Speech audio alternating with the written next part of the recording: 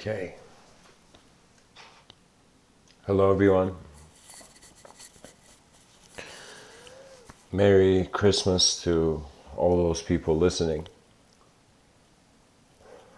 I decided to share a talk tonight about a very, I find, controversial topic. I'm going to be getting into certain ideas I have of the third eye,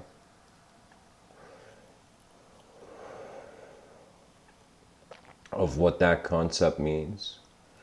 And I also want to speak to you about projective rhythms of the mind. This is very crucial. Now, the title, I was thinking about it at first. I had written Projective Rhythms of a Changing Mind. But then I got this feeling to just make it Projective Rhythms of the Mind so we can have a general approach to how the mind works through projections and rhythms to be something in a changing world.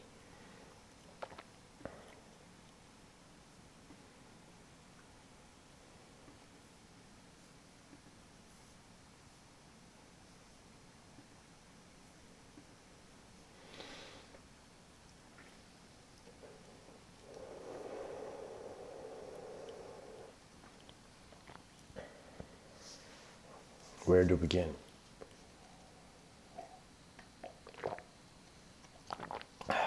The only place we can.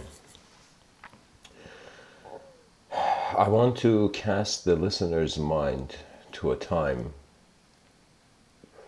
where language was not evolved, and how there has been many scholars of language, many professors, even Steve Pinker, one of them, who there were discussions about meaning being there prior to communication, prior to language. And what that means is we have been creatures that have developed inner realms unconsciously. I find that we have a personal memory, a sort of genetical memory. And it's kind of like, let me say it like this, it's like the whole evolutionary process has been a kind of like cocoon, a sort of the creature is in its own box, and only very recently it has become aware of that which is outside of itself. It's kind of a fascinating idea to think how much of evolution occurred unconsciously, and we are alive in the conscious part of the evolution, and the conscious part of the evolution has in some sense required our subjective senses of being, pretty much the mind, to project itself as a subject in an objective world in order to have a story to the object. Now it's Rene Descartes, this French philosopher. He had spoken about the dualism of the mind and body, and his approach was a sort of methodical doubt, and so he was doubting everything. Imagine like reaching a point where you're like, I don't know what's true, you know? You're doubting everything, and eventually he came to the conclusion that he cannot doubt the isolated thinking subject. The one asking the question cannot be doubted. Again, this is a conclusion also made in the Upanishads, that the seer of the seer of sight is unseen. So Rene Descartes reached this point where he's like the isolated thinking subject. Actually, it wasn't. Let me just take it back a little. It's he's saying the isolated this thinking subject cannot be doubted. Now Hegel, this German philosopher, years later comes and says,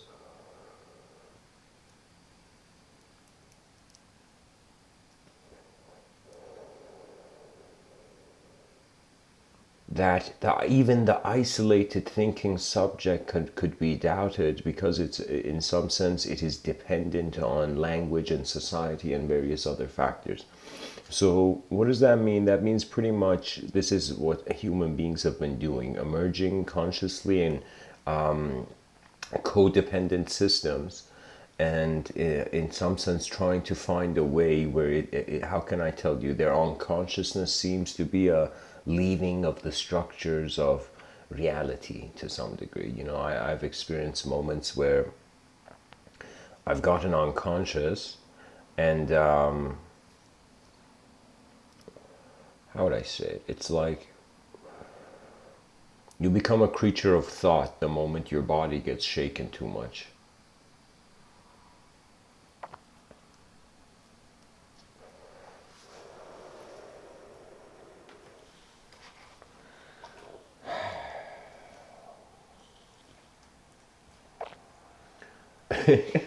because it's Christmas. I think as a gift, I'm going to attempt to touch the concept of the third eye, actually, because eventually I knew there would come a day where I would have to challenge myself on the current stance I have. But anyways, not to go too far.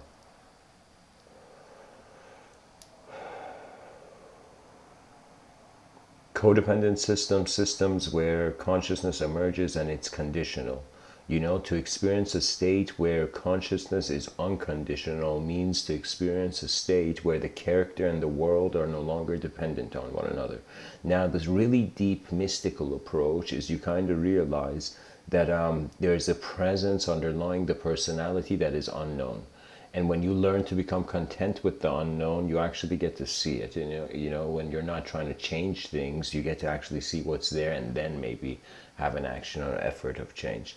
It is true that in this life, everything changes, but it changes at different speeds. I'll give you an example. For example, the ground underneath my feet is changing slower than my voice. If the ground was changing so fast that I couldn't even stand, I wouldn't be able to, for example, speak. So it's kind of fascinating that in order for even a system to speak about independence, how many other things it's dependent on. It's really kind of like seeing the limits of free will.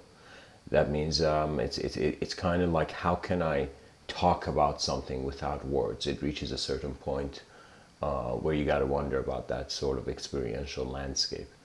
But human beings are not meant to be ideas. They're not meant to be contained in language. They're actually meant to evolve language.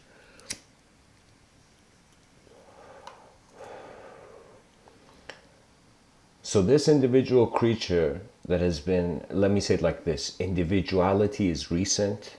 Unconscious collective movement was the game. Suddenly individual consciousness came in. Now, as individual consciousness came in, it found a way to separate itself from the world. To be honest, the test of intellect is the precision of how it's kind of like you got to be a germ, like a neat freak of language, It's the world is kind of fascinating. If I can paint this image, imagine throughout the day the person's mind has a shape. And as they go through different environments and experiences, the shape of this kind of container shifts. You can say the reception changes. For example, imagine a person getting fired.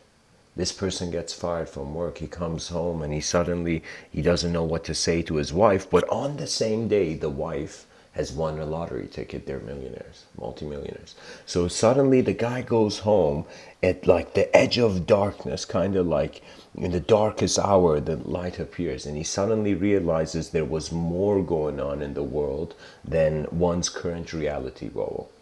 Right? So I'm saying that reality bubble is projected, and sometimes it's like this is really the true test. We've had many scribes in history. How well have these scribes been able to transition or translate the thought?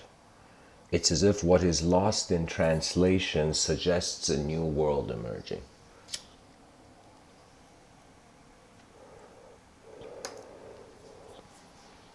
So the mind is a phenomena where, guess what? You want to do something new, you got to project. The mind projects. It's like when you get excited for something in life, it's because that the projection, the way life is appearing, feels accessible.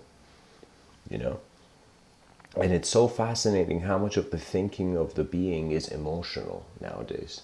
Do you know there was a time where just simple observance, logic and rationality, it's as if they are a society sped through past them.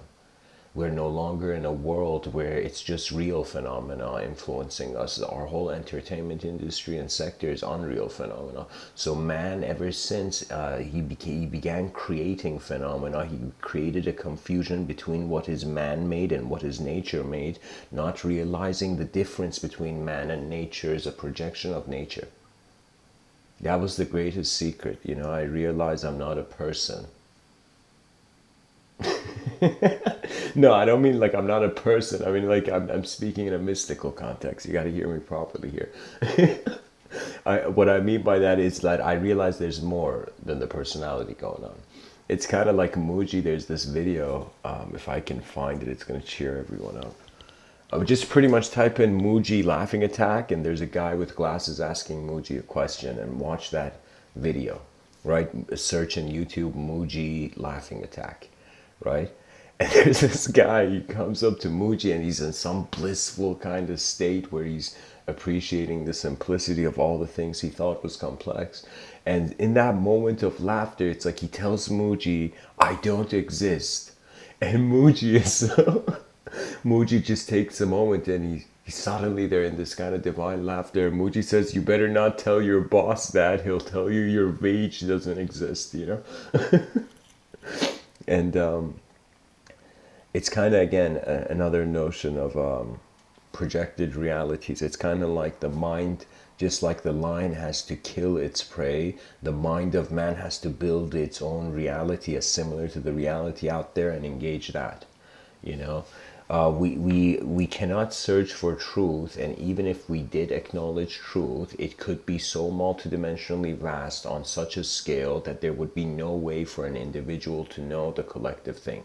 That means, sure, as long as you identify as a drop, you in the ocean, you'll see infinite drops. But as long as when you don't identify as a drop in an ocean, you're like the ocean being the drop. That ocean being the drop is in some sense beyond the language threshold, and it's a really experiential route.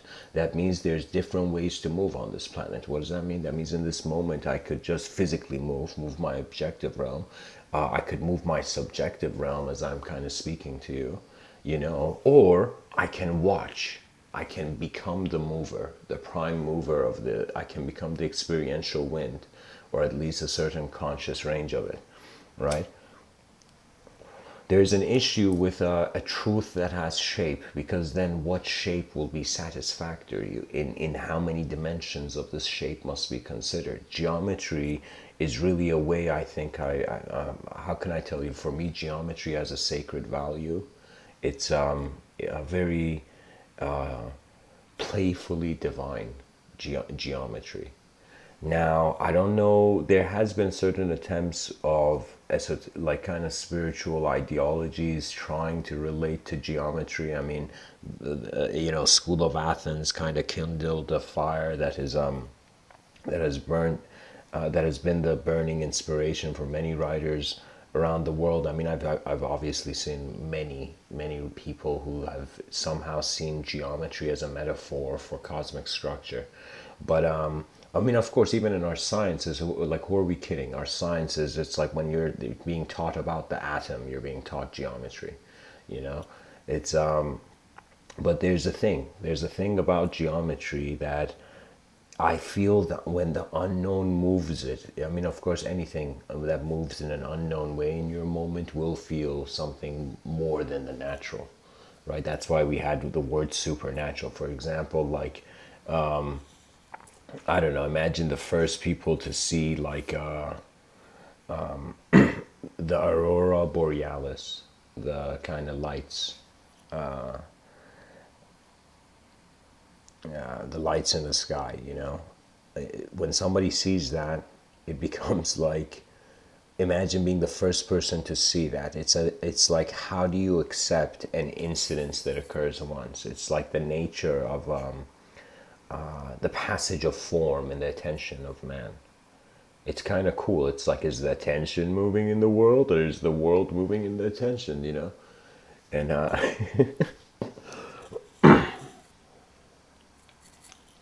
strangely, it's simultaneously both. And the observance of both is again that which is it's beyond the language threshold. It's attributeless. It doesn't have an attribute. So I guess a geometrical way of saying it is like,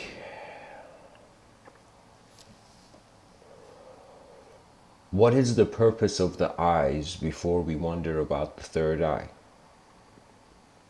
What is the purpose of the eyes? You have, let's say, two biological eyes. We see these biological eyes, at least their purpose is to observe the environment, and in accordance to the sensory data accessible, the energy of the day becomes some sort of action to what is seen, right? What that means is our eyes give us the plan, give us the plan of action. It's fascinating to me how much people think intelligence has to do with memorization. To be honest, it has to do with seeing what is actually there. I think that's the secret, but it's not said often. To truly look at things, it's like a weird. It's not like it's weird nowadays, but in ancient times, it's as if like the world didn't want to be escaped. There was so much to it. The world was an unknown exploration. But ever since the creation of language came, it was as if for the first time the creature wasn't fully paying attention to the world. There was also like the subjective realm originating. I theorize in some sense, or I should say I hypothesize because it's too far in the past. But I can say that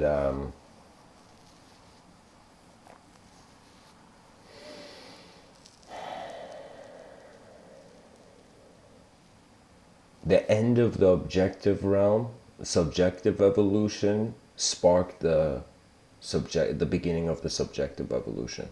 When the body noticed it is separate from the earth, was the moment where there was an ability for consciousness to be like, wait a minute, separate, like something separate, you know?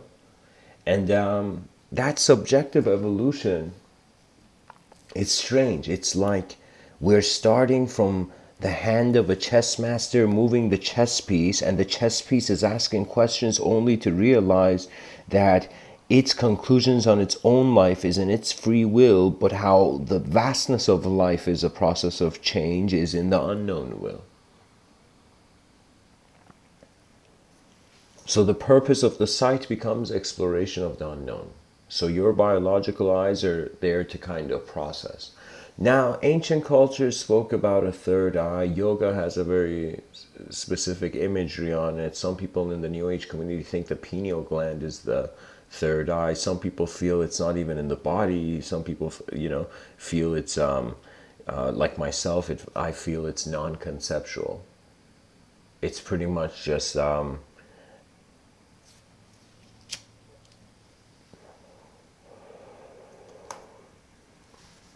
it's pretty much like if your biological eyes are the moon, your third eye is the sun. So what that means is the biological eyes are serving the moment, the whole moment. Like as I'm speaking to you right now, you're a creature of intelligence, and you'll eventually at some point choose how the limits of this intelligence that is being you looks like. You know, life is not about just chasing desires and conquering fears all the time. Sometimes it's about looking at it and seeing what the true story of the moment is. You know, because this is why I say we're a creature that as long as we have ideological worship in a mass way occurring, there will be definite deception. That means it's like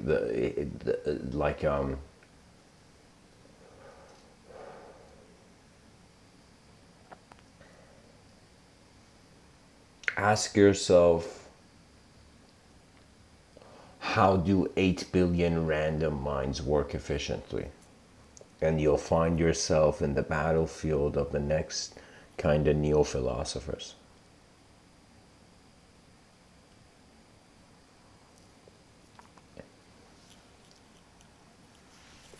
it takes courage to ask a question in a place where everyone has answers already.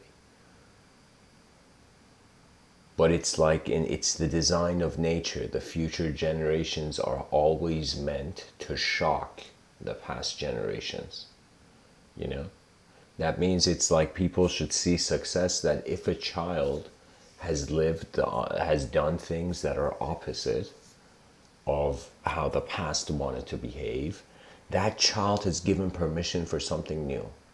And then comes the question of how much the person should sacrifice their personality animating in accordance to their past, or in accordance to their future projections, or simply just being comfortable with the unknown.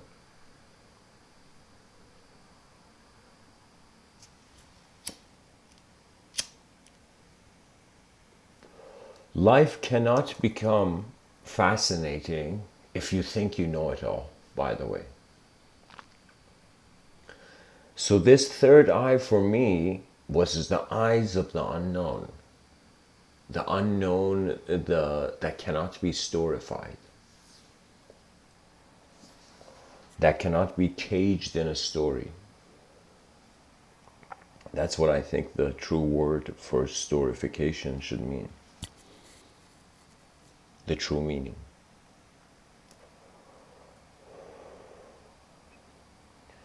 These projective rhythms, once the person's, like, think of it this way.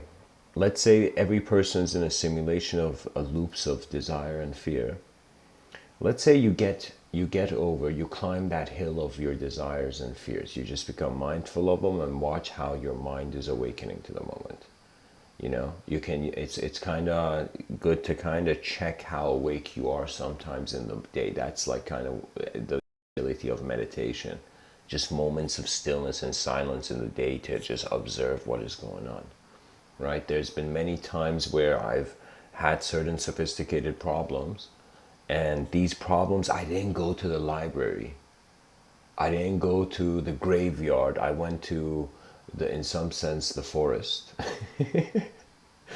And so I went to nature, and I remember sitting down and being there alone. And to be honest, for who's been raised in a kind of urban environment his whole life, nature is kind of like awkward to be in it. Yeah.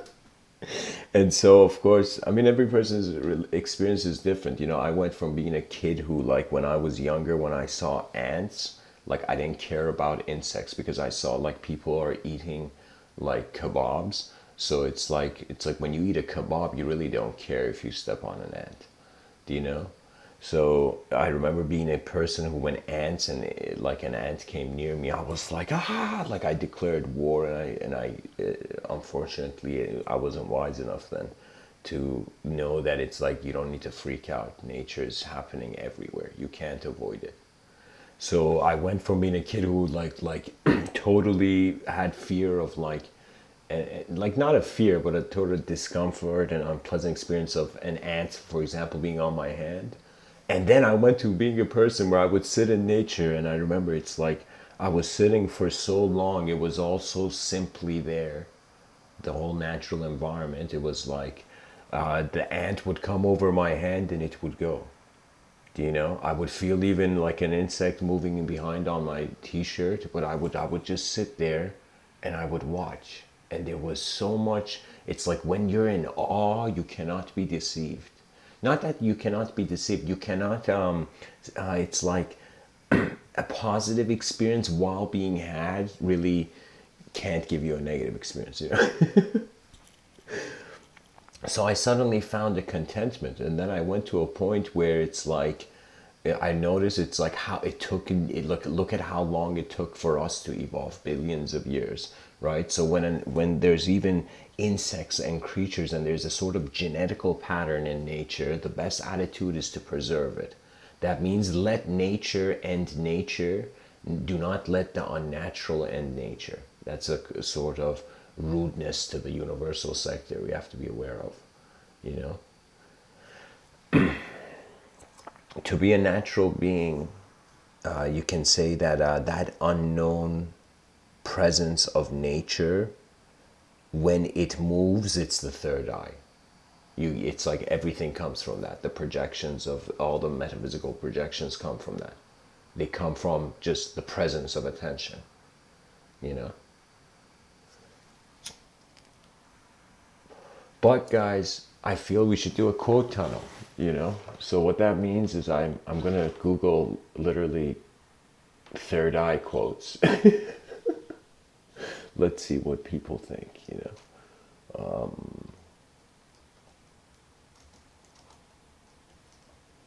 Here we go.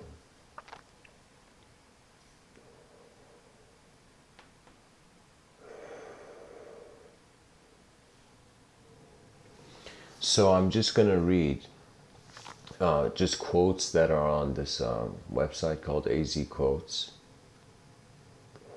Bless them for providing this. It's not any website that preserves quotes online is preserving history. So let's go through this a quote tunnel. This is the segment in, sometimes I bring it in the show, where I just read like one web page of quotes, you know, relevant to either a theme or a person. So tonight it's a theme. So the third eye. So Bill Hicks, this comedian, he says watching television is like taking black spray paint to your third eye.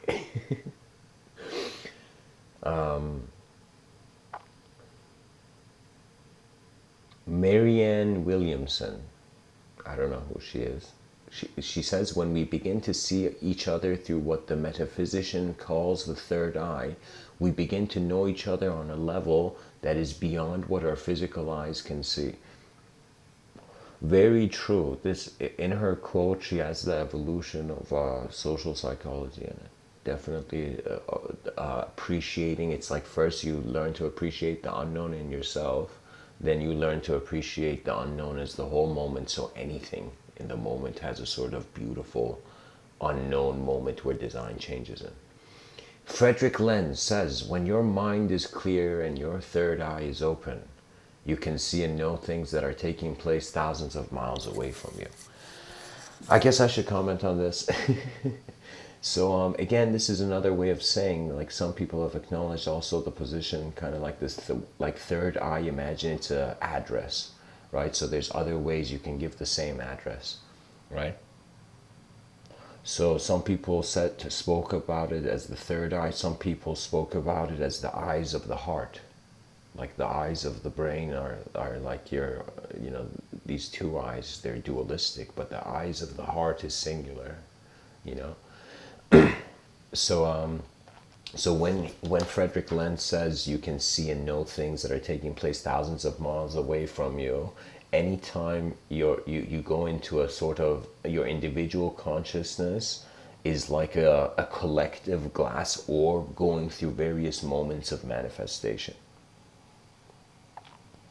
So it's another way of saying you realize you're not a particle in a field, you're the whole field. When you're the whole field, there's an instantaneous waves of data that come, that it's strange. It's like first you were identifying with the data, with the, you know, sensory perception, then you become kind of the mover of the sensory perception. It's a totally, you become the space that's moving things.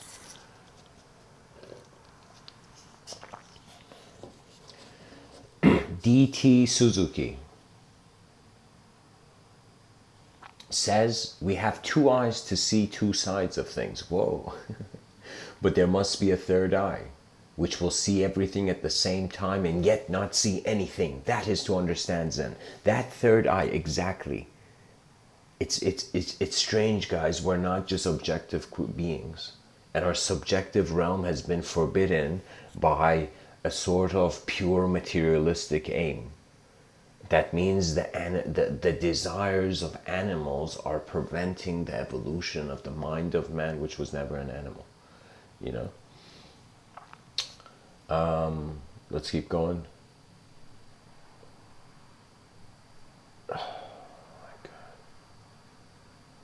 Okay, Marcy Shimoff.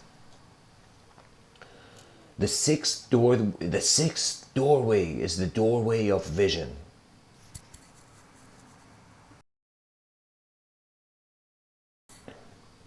This relates to seeing with the eyes of love and corresponds to the energy center located in the third eye area of our forehead. When this doorway is open, we're more able to see life through love instead of differences. Okay,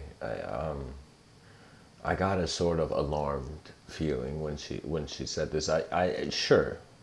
I mean, you attach a portal to man's forehead. Of course, he'll think anything comes out of it. But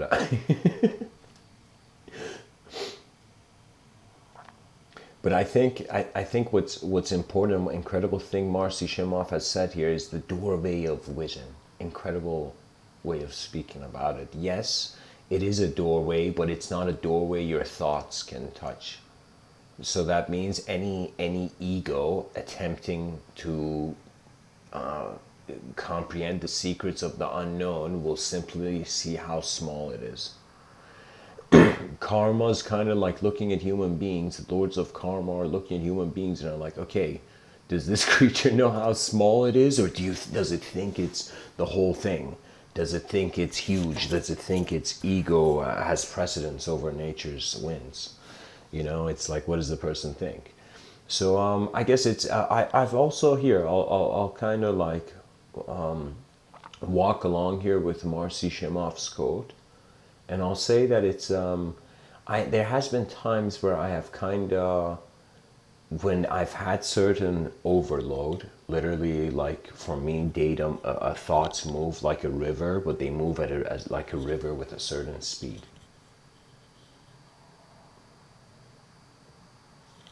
It's like you can say, my desires and fears are like the element of fire. My thoughts are like the element of water. My emotions are like wind. My body is earth.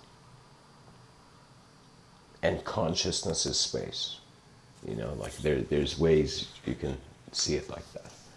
You know.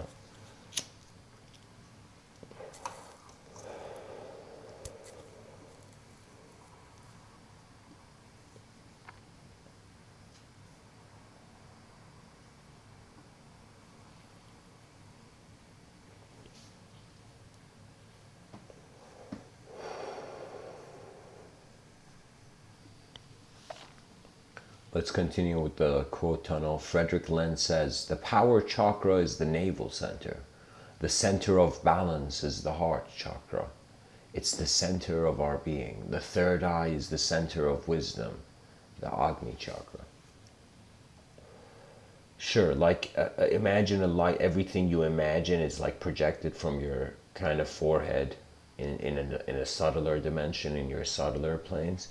And so when you put your like palm over your forehead, it cuts. It doesn't really truly cut, but it's like you threw, imagine like thoughts being like water moving in a stream, and you suddenly throw like a rock, a big rock, in the corner of the stream. It changes the flow. So when you kind of put your hand on your forehead, it's kind of like you're kind of covering the antenna. You know, because the brain is too unknown. You know, I don't claim to know the mysteries of the brain, because in some sense it's I haven't looked at it, the shape of the brains, because sometimes I have this kind of view that the philosophies of the future generations should be derived out of metaphors that reflect nature, so that it's a kind of backup way. By having language being more related to the nature of our world, we become conscious of nature. We're like, what do these words mean? And we see the words come from the philosophies of the natural world, certain pillars of civilization that must be protected, or before we reach the great, like before we reach extinction, we internally become extinct. That inner extinction is either like, let's say, beyond the year 2400. I think it's like there could be fear of like I've written a script where I had this kind of sci-fi vision where it's called The Last Human, you know. And so what that means is the world, it becomes very chaotic, because then you become a thought with a technological body. And what that means is the technological body requires some sort of data. But if the third eye is beyond the dualistic realms of man's conception, you cannot put a field of intelligence and box it, put it in a box of language. That's very crucial to consider. Some things that it's like they can't be said. It's like what is seen can't be said. What is said can't be seen. It's like they are in separate fields.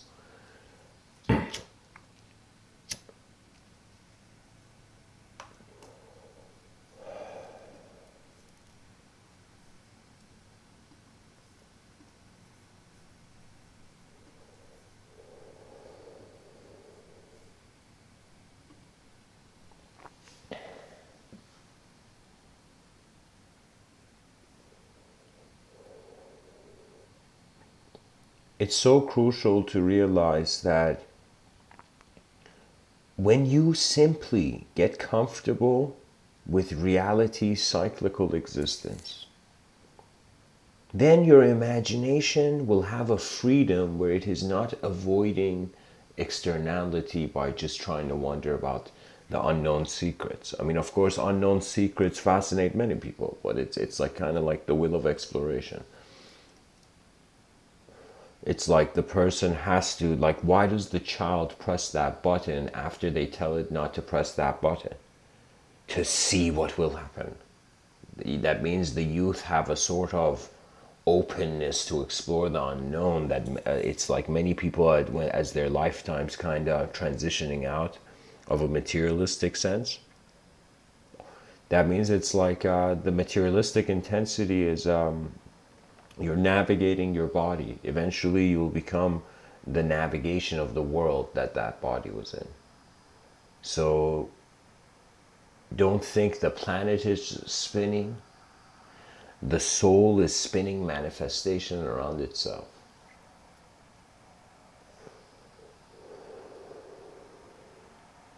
The seasons are not just an external phenomena. It's man's acknowledgement. And really, as the universe crystallizes, you can even say it's kind of been like that. Just like how crystals take shape over time, it's as if, even if we entertain the secular notion of the Big Bang, we kind of see, all right, this pool of energy kind of became this explosion. And it's like there was this incredible cool down process of, unfathomable years to get to where we are now.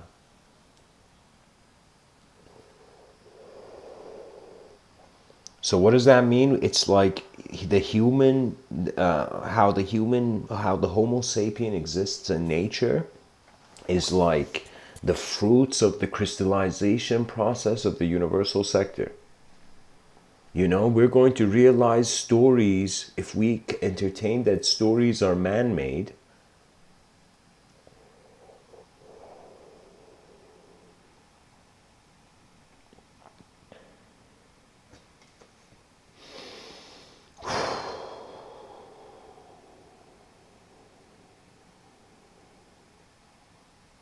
then it's a story in the void. It's like no, it's like underneath the platform where truth is discussed, the light in the room is discussed. The philosophical notion of emptiness and stuff, fullness, being in one moment. Even the space between objects can be considered as a subjective phenomenon. We have lost ourselves in the stories of a world that couldn't see enough.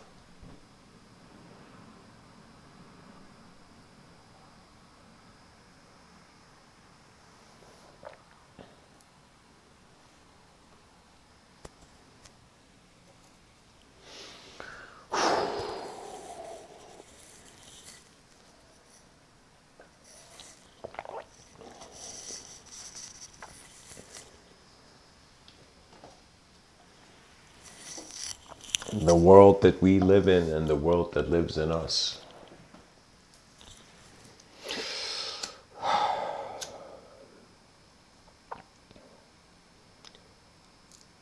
Think of it this way.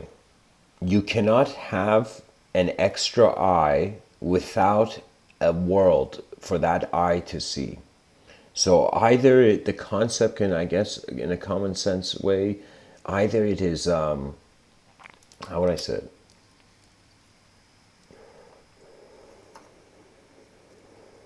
Either it's an addition of a dimension or it's the extension of a dimension. And if it's an extension of a dimension, the unknown can move the known. So it's kind of like it's like imagine this giant circle. We call this the unconscious mind. Imagine this other circle inside this giant circle, this other concentric circle, and it's the subconscious. And inside the subconscious, we have the conscious. So the normal human being feels like all the everything their mind has recorded influences them.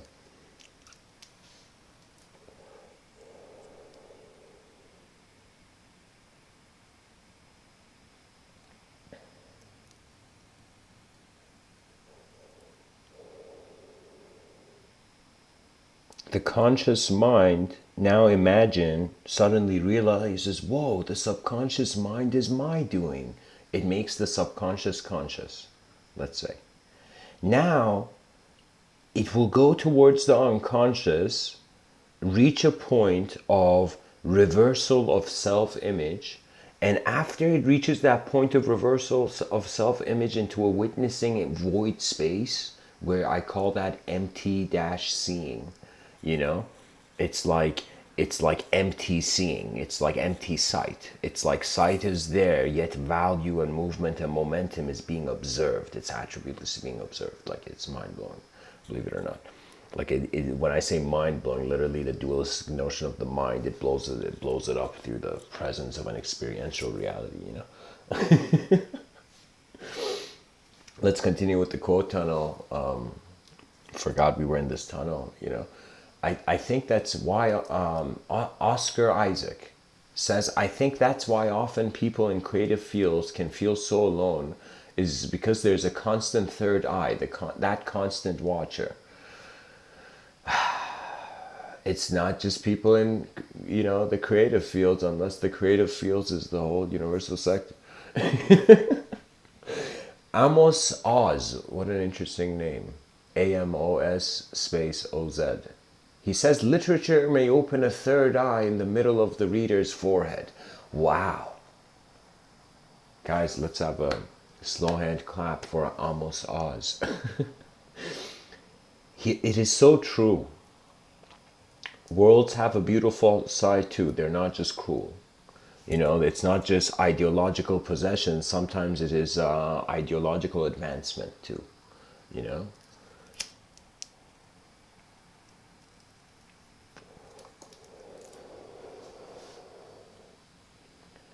John Malkovich says, the one natural gift I have is easy access. That's the only natural gift I have at all. You have to have that, the third eye. This is so fascinating how so many people are entertaining the notion of a third eye in through their own universe. Mata Amrit Anandamayi. Somehow I feel that's not the complete name.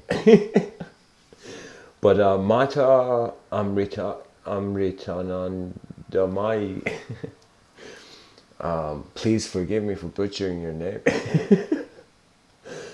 She says many people meditate in order that a third eye may open, for that they feel they should close their two physical eyes. They nearby become blind to the world, but the fact is that the third eye will never open.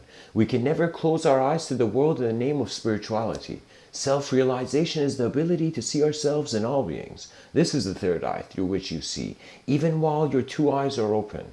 We should be able to love and serve others, seeing ourselves in them. This is the fulfillment of spiritual practice.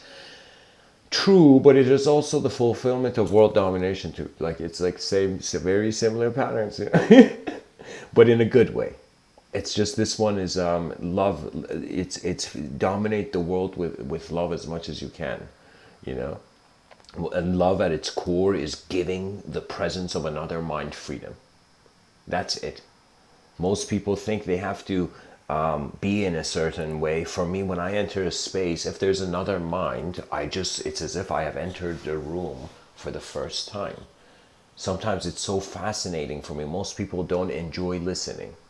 For me, listening, at first it was a hassle. It was as if I wanted to run away from the world. I'm like, okay, what is the world saying? Like, but it turned into the greatest gift of them all. I realized just by listening, one can see. One can see with the mind. So, what MA is saying here, what Mata is saying here, is that eventually we'll reach a point where we'll see it's not that we have a choice. It's like we should be able to love and serve others, seeing ourselves in them. That seeing ourselves in them part is like we have no choice. That happens automatically. It's just that once you serve yourself, imagine like right now I say forget everybody, forget all power structures, forget all hierarchical ideologies that have extended, that have arose from history. Forget all ideology for a moment, and let's say you're a person who worships themselves. What does that mean? That means you only care for you. Selfishness is another way of saying you're worshiping yourself. Your reality is what you want. So a lot of this is unfortunately this is seen as is frowned upon by the true nature of the warrior class that our species is. It's like kind of like we're like super saiyans, you know. Let's bring the youth in, you know. But what I mean by that is there's a room to grow, even though it's not purely external, but in our inner realms, vision can move in incredible ways. That means sometimes there was a time, many moments in my life, I have heard certain sentences, certain words. Like how can I tell you? I was walking, you know, I was walking the other day and it was like I heard this sentence. I don't remember exactly what it was, but I remember I just stopped in that moment and it was like the completion of a thought. Literally, I was going on through the day, kind of in my own headspace, thinking about like a certain, like it's like just like people go to the gym, pretty much have challenges through the day where you're constantly thinking about, you know.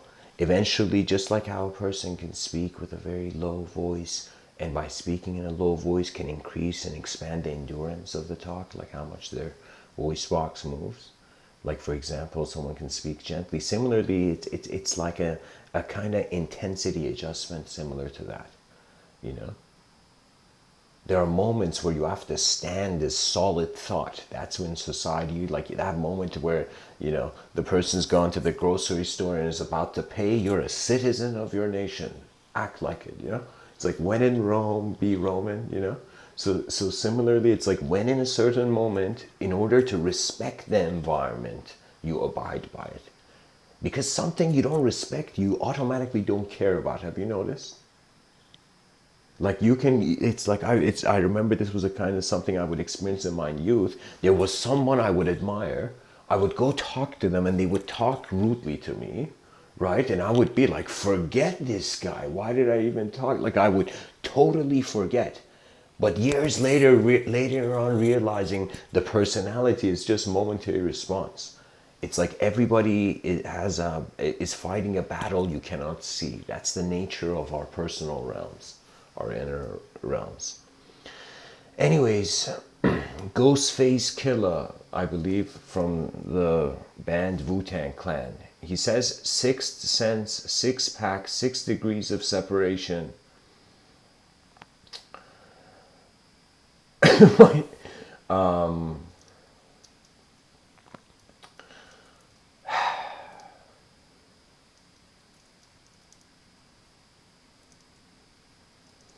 It's like the rest of the sentence.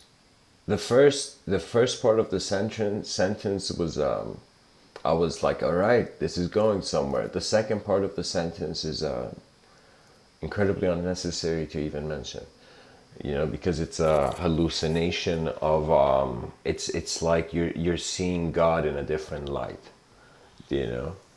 It's like you're seeing an idea in a different environment. Sometimes you shouldn't let ideas get too wild, you know. Sometimes it's good when desires are not met because a certain ideology doesn't form. It's like that ideological possession is when you make the unknown other something to search for. When you do that, you have fallen. You have, it's like you're not walking on the tightrope on like that guy who walked from the Niagara Falls, like on a rope. That like great man, that great man, like just like one movement off, you fall. So when it comes to truth, one moment of dishonesty and you may potentially feel as if you have never known yourself. So it's very crucial to realize the consciousness has choice, because that's the evolutionary opportunity, right? Even though we speak about ideology, even though we speak about other dimensions, we're not here to disgrace the other dimensions by our own blindness, by our own lack of sight, lack of sensory exploration. Because you can say, just like how a person goes to the eye doctor, you know, you can say a sort of sage was the optician of the world. And the sage was wondering about the eyes of the world. And the eyes of the world see a certain amount. That's the honest truth. It's not a perfect eye. What does that mean? That means don't let your own ideas devour you by making you unaware of the jungle you're in. Let's continue on, guys. That was we reached a sort of, you know, the tunnel's changing direction. Frederick Lenz says the Kundalini energy rests in potential at the base of the spine. It is possible to take that energy and allow it to move, to unleash it from the base of the spine up to the third eye. Sure, you know, Superman can tell himself any story. Frederick Lenz says enlightenment is the outside is to be outside the circle of death and rebirth. There is a circle inside you. If you meditate and focus on your third eye, you will see a circle of light, Jesus Christ. You know, that escalated quickly. No, but that's, I am not, because it has geometric value, that statement. I mean, Frederick Lenz seems to have had a lot to say about the third eye. The next quote is from Frederick Lenz too. He says, if you meditate on the third eye and have headaches, it means you're trying to pull in too much power from the occult chakra. The danger is obsession. I mean, kind of true, but again, like, it's like not too much costume games, I suggest.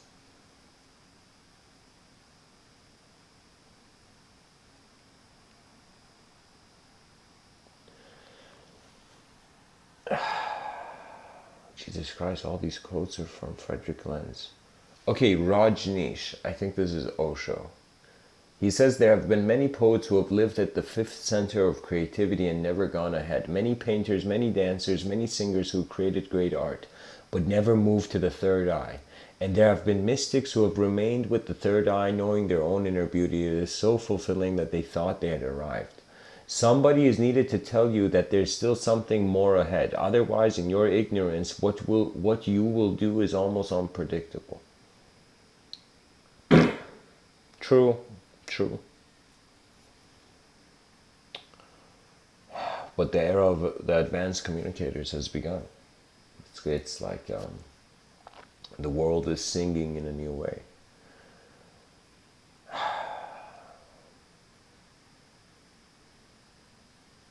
I'm kind of disappointed with these third eye quotes.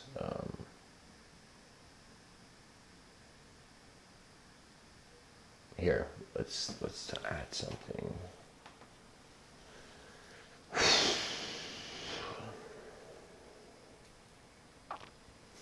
There's a person named Amit Ray. He says, through systematic meditation, one can awaken the third eye and touch the cosmic awareness. Sushumna Nadi is the subtle pathway in the spinal cord which passes through the main psychic centers. The awakening of these centers means a gradual expansion of awareness until it reaches the cosmic awareness. Each center has its own beauty and gratefulness. Through generations of ignorance and unconsciousness, this channel of awareness becomes obscured and hidden. Meditation is to become aware about this internal life energy. Meditation is the procedure to rearrange, harmonize, activate, and integrate the individual life energy with the cosmic life energy. Okay. I feel like we gotta read this man's whole book. Mohadesa Najumi. Life is a useless passion, an exciting journey of a mammal in survival mode. Each day is a miracle, a blessing unexplored, and the more you immerse yourself in light, the less you will feel the darkness. There is more to life than nothingness. And cynicism and nihilism and selfishness and glorious isolation. Be selfish with yourself, but live your life through your immortal acts, acts that ingrain your legacy onto humanity. Transcend your fears and follow yourself into the void instead of letting yourself get eaten up by entropy and decay. Freedom is being yourself without permission. Be soft and leave a lasting impression on everybody you meet. I feel this man is speaking to his grandchildren. Freedom is being yourself without permission. Be soft and leave a lasting impression on everybody you meet. Yeah, that kind of means like your DNA is unique. Like learn to truly be yourself, and then everybody can enjoy the various patterns and systems of intelligence that are honestly acting. Mohadesa Najumi, let's keep going with his quotes. He says, study yourself. Become your own mentor and best friend. When you are suffering, stay at the bottom until you find out who you are. Let the storms come and pass. How you walk through the fire says a lot about you. Nobody likes a victimhood mentality, and what happened to you is not important. It is about how you use your chaos that matters. The dawn will come. Wow. The dawn will come. That's such a incredible sentence.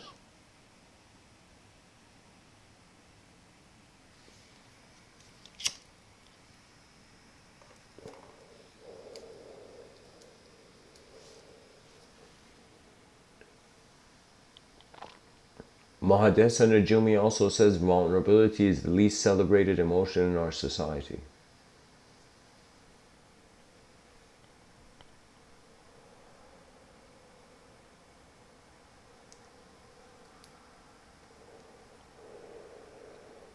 Oh, this is incredible. This is incredible to read. It's a quote by a man named Abhijit Naskar, you know, and this is a good, let's have another angle on the idea. He says there's no such thing as a genuine psychic. There are psychics who con others and those who con themselves. And it's very true, but the situation is actually everybody is conning themselves. People are just trying to step out of that pattern. Do you know? So it's as if this person has said that, but this quote is as imagined as anything else everyone else has imagined. Do you see it's like on some level, it's like everybody's equal in projective mechanism, like how the mind is a projection to itself. You know, now you can choose to color in different colors, you know. Let's see what else there is. Jesus Christ. Sometimes I feel, you know, if I had a couple $1,000,000, I'd start a quote network, you know.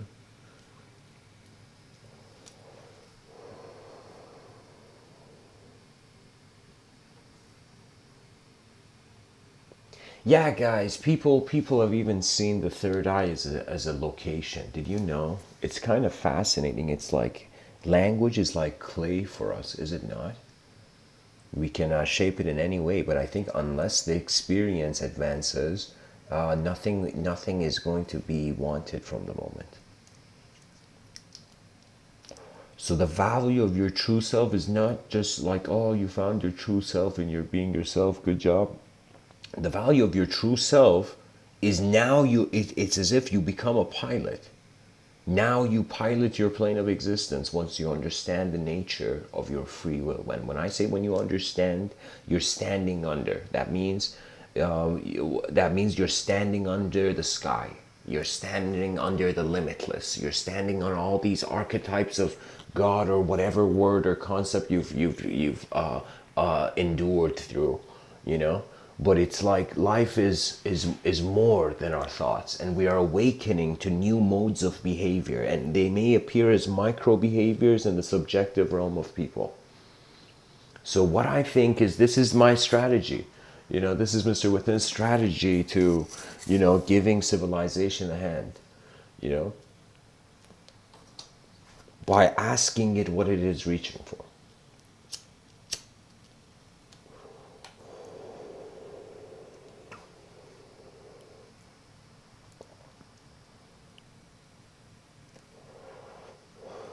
pretty much only I narrowed it down to one thing possible. I notice it's like there's too much randomity, so chaos seems to be an inevitability. So what do you do with chaos? You accept it. You're like, okay, that this part of the universe is chaotic. This part of manifestation is chaotic. You know? So you acknowledge chaos. Once you're comfortable with chaos, it's another way of saying you're comfortable with failure. So there's two types of victory. There's the victory of the person who could have failed, who didn't, and there was a victory of the person who had failed to a point where there was no longer failure. Like the aroma of failure was no longer around, you know.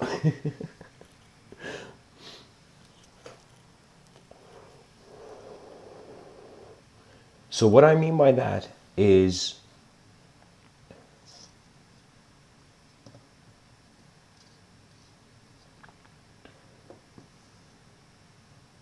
how the mind has clothed itself in ideology, and as it moves in an objective realm and a subjective realm,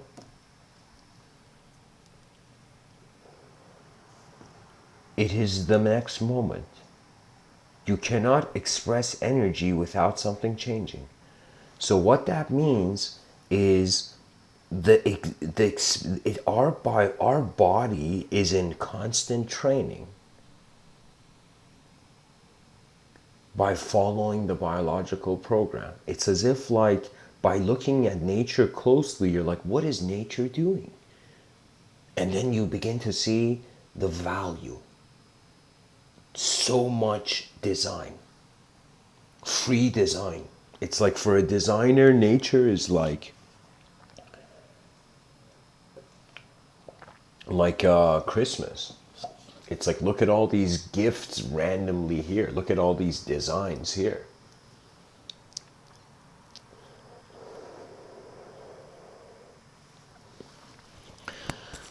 We have to give a new stage to the mind.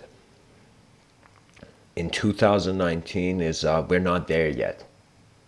It's not mainstream yet. People are not. They think they are language. They are influenced by language. Yet they don't study the nature of their minds. You know, in Vedanta, there's this kind of very profound metaphor of the two birds. And they are the same bird, but one bird, it's like, imagine two branches. On the bottom branch, there's a bird where from the beginning of its conception, it has been running around, working, building a nest, feeding its young, just endlessly going with the cycle. It has never been still. There's a part of you that has never stopped moving, you know? And above this, there's a bird that is just sitting still, and this bird has never moved. That bird on the bottom branch has always moved. This bird has never moved. This is, I think, how most philosophers and mystics become aware of, you know, the skies beyond the language threshold. Beyond the skies of language, experience flies through.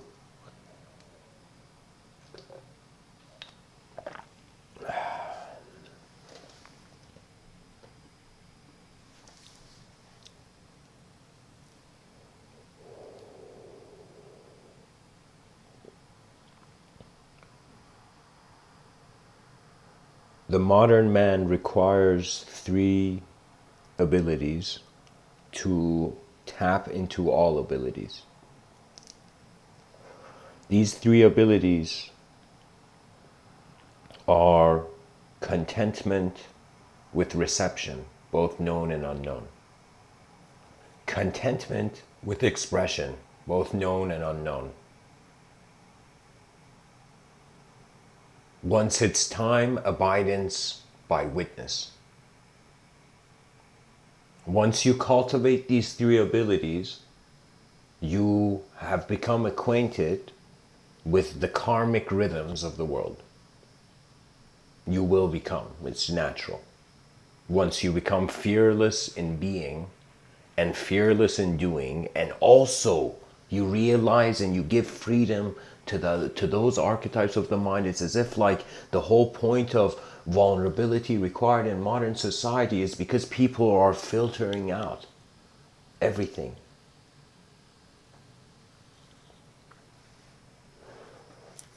Without patience, language is meaningless because we are not perfect communicators. We're a civilization that is slowly comprehending that we're an advanced communication of the universal sector. It's like, whoa, look at what the universe is saying, and it's us in motion.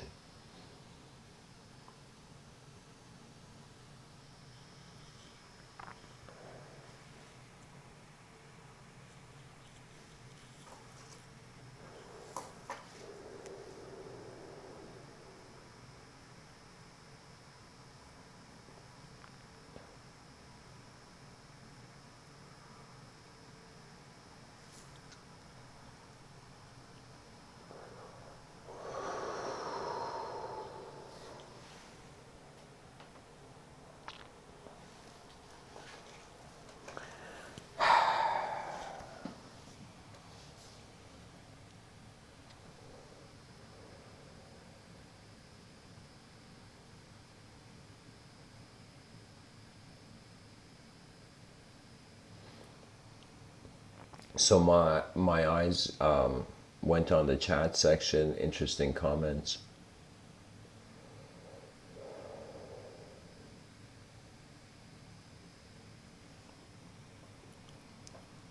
Do not forget, dear listeners, the mind is a can endlessly project and generate design. Once it taps to a moment it trusts, it acts as a rhythm.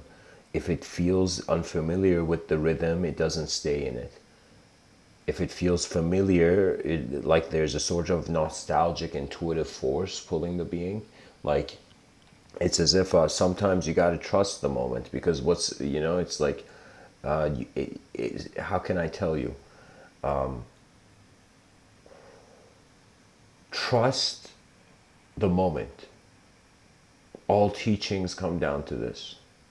This is the only thing that another human being can truly tell you. Now, I assume you know this. That's why I'm kind of saying, okay, now what do we do? I mean, I totally get the this perspective of the renunciation of the world, because it could be an illusion of our senses and we're actually a transmigrating soul that's being actually a field of intelligence at the same time. Like, I can totally entertain metaphysical notions, but for me it's like, just like I have a sort of kind of I guess a playful rule. It's a playful rule of mine. I don't pick up the pen until something is so important that it shouldn't be forgotten. As if an idea has come that I'm like, okay, there's something there, right? I find when you get acquainted to the ability of the witness, which is you just realize, oh my God, I don't have to just exist in complex ways. I am also existing in a simpler way. That simpler way changes the turbulence of the emotional field. So think of it this way right now. I'll use myself as an example. So I'm this kid who was born in Iran and then raised in Canada. You know, I've been acquainted to both cultures and whatnot.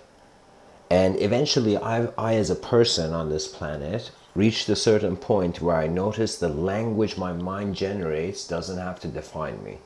So I automatically kind of noticed that there's something witnessing. I realized what was witnessing was so simple and instantaneous that I could not even talk about it. I could not put it in a story, and how language requires a dualism. So what I'm saying is I realize this world is awesome because we have no clue what's going on. That's why it's awesome. It's kind of like, I think wisdom learns from its worst self and its greatest self. I find this is a good exercise for people to just go sit still in nature for 10 to 20 minutes and just ask yourself, What do I want to, what do I like just ask yourself, who am I? And whatever emotion that comes, like sometimes it's like we got to realize we're actors in a stage of space and time. So give yourself full freedom of performance, because why not? It's temporary anyways, objectively. It's like, why not feel free in the world that you're in once, you know? So that objectively, like, realize that you choose what architecture, what houses of language you stay in. Hafez has this saying where he says the words you speak become a house you live in. Exactly, because your attention goes on what you said. So I'll give you an example. Like, imagine there's person A and person B. Person A goes to person B and says the worst thing to person B. You know? Now, person B hears this from person A and has no idea how person A is looking at the world and gets upset because the person B is saying, how is this person looking at me? It's like the person B wants to stay true to his reality, so he retaliates to what person A said, for example. You know, let's say the average man. Person A, now let's say, says that and leaves. Person B doesn't get a chance to say anything back, so person B just has to accept he'll never know why. And person B continues, right? Let's say person B didn't know person A. Now person A has to, literally the system, it's like you can't, how can I tell you, it's like person A never saw person B and was being rude to his own mind that had fathomed person A based on the limited impression they had. Person B based on the limited impression they had. So do you see what I mean? After some point, language can't hurt you. Stories can't chain you. The attention is there, then the stories are there. You are being this super duper ultimate state. This like next level hyper enlightenment. You were hyper enlightened before you learned language. You know, language was just another phase of evolution. It's required. It's like sometimes we have explanations for it, sometimes it's not. It's like the boat that all our minds are on when we're considering the collective rhythms of the species. So listening is literally your mind just processing. So sometimes I've had, it's like the way I kind of entertain thought is that because it comes and goes, I stopped putting a story to it, which in some sense meant that I would enter the moment and I would look around and then the story would animate. Before it was as if I was caught by my own thoughts, so I never saw people. It's as if I was locked in the rooms of my beliefs.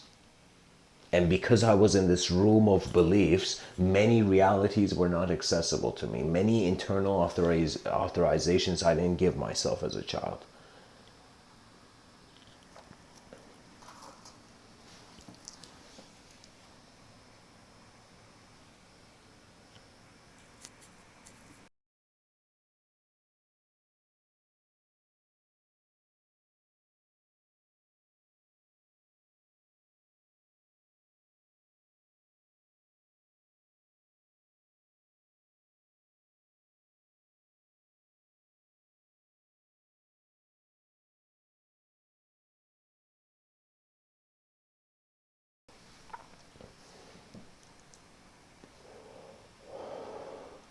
Strangely, people have this notion that art is the rebel.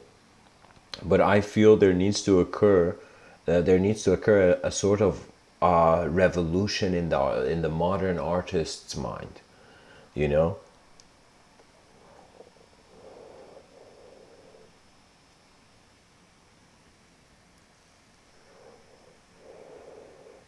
When the fear of loss dictates law, people forget the joy of gain. it's kind of cruel civilization. I'm telling you, even though we're out of the jungle, even though we've stepped out of the food chain,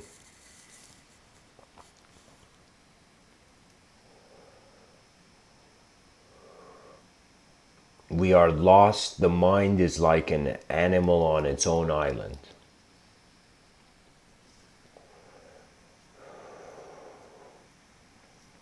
The revolution that needs to occur for art is for the artist to realize that their creativity is a reflection of the whole universal sector.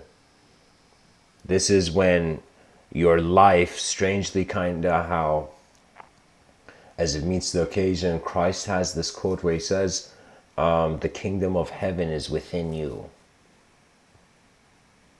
And he says you're to be in the world but not of it. So that's a very important statement. That means there's two simultaneous dimensions of being. One where you are of the world, and one where you are in that which you are of. Do you know? So to be in the world but not of it means to realize your mind is present, and then phenomenology is a point of access, a point of reference.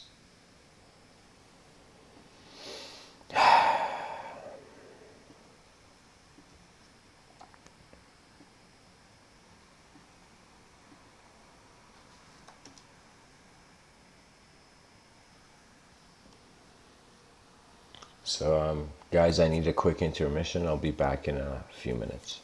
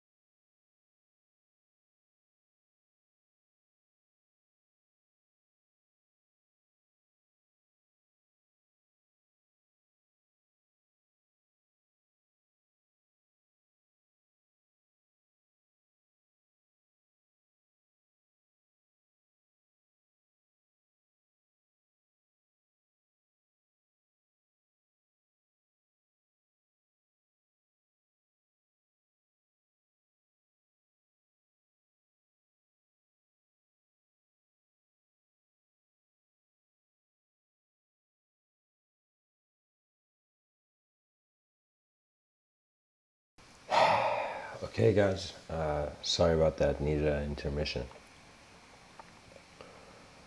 So let's continue.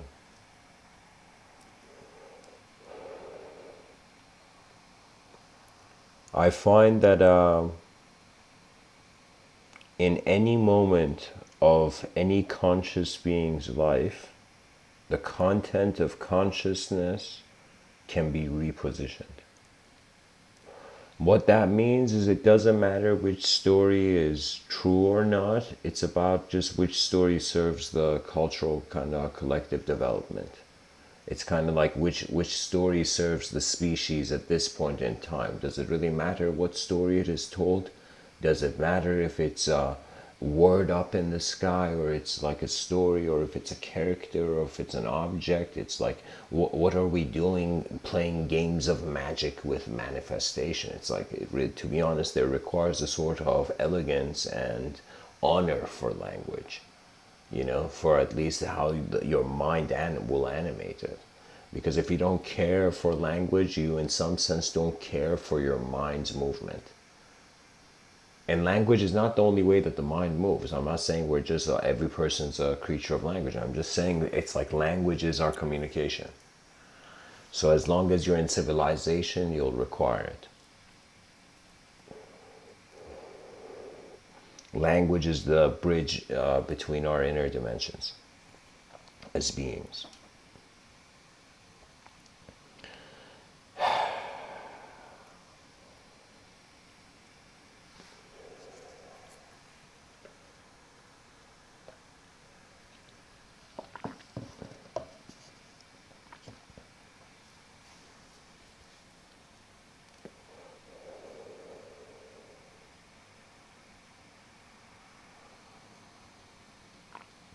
Attar, this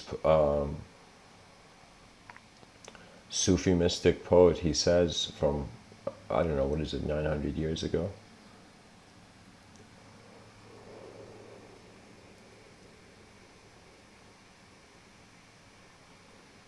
He says your truth is like a shoreless sea. That means that's the edge of the potential of your experience in this world.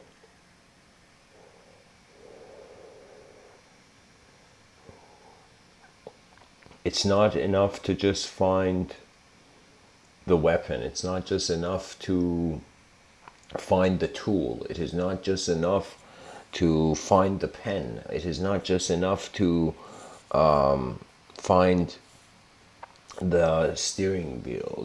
It's not just enough to. It's like actions on their own have a sort of subjective room. Their definition is kept in.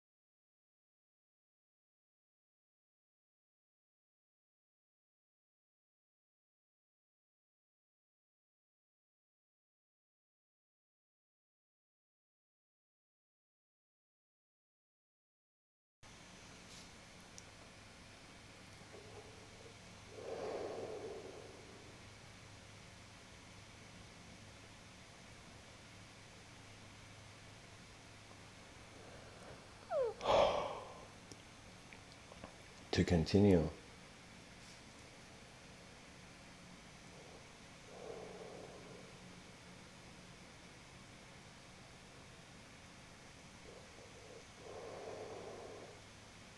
silence speaks louder than words.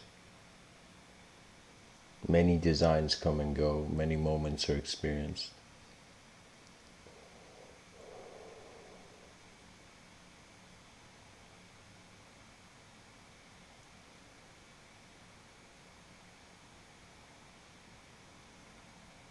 And the dawn that will come for the mind will be a freedom from its body.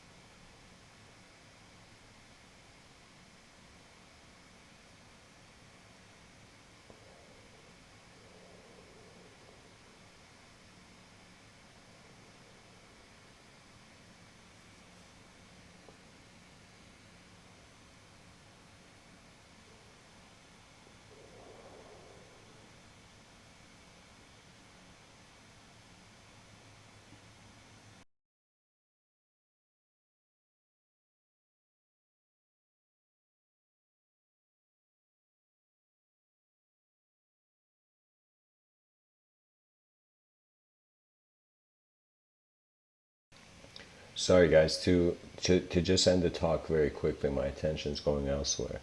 The mind is a projective phenomena. We have to just have a more deeper sensitivity as a species to how the phenomenology is translating to language, and how even language evolves, and many of our behaviors are kept through narrative.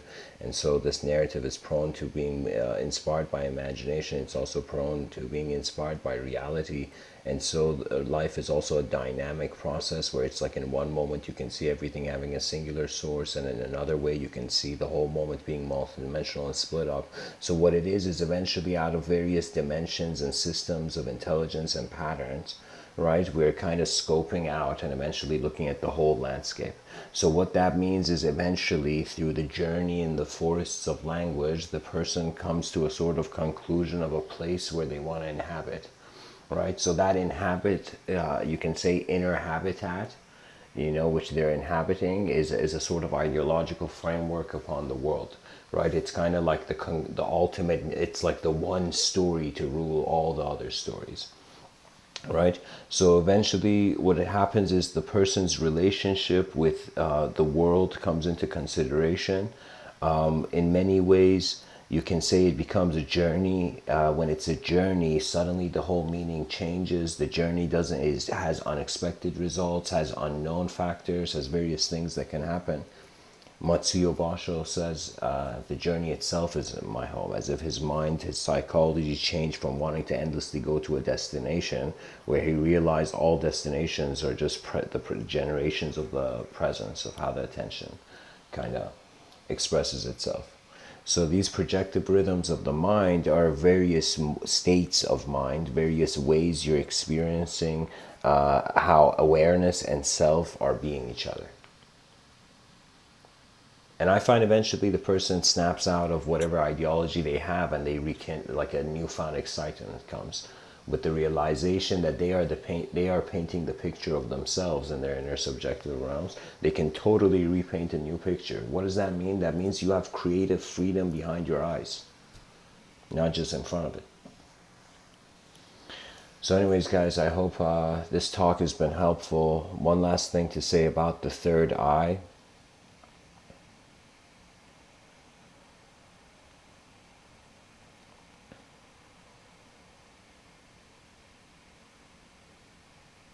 It is the ultimate resolution of the singular into the dualistic,